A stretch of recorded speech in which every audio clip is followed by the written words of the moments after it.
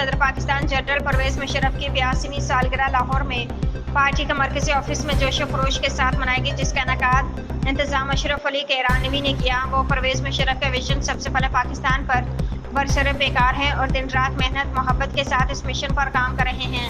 سالگرہ کی تقریب میں باقائدہ رسم کے کٹائی پر دور دراز شہروں سے بھی پرویز مشرف کی شاہینوں نے شرکت کی، جن میں اہم سیاسی شخصیت عارضی مقبول امیدوار ایم سرگودا سے تشریف لائیں۔ مہر ساجد منور بانی ممبر آل پاکستان مسلم لیگ اور سینئر رہنما عمیر طارق اور دانشمندی بہاولدین سے تقریب میں شامل ہوئے۔ مقامی مشرف لائرز اور پارٹی ورکرز نے بھی بھرپور شرکت کی۔ پرویز مشرف کے دور کو سراہا گیا۔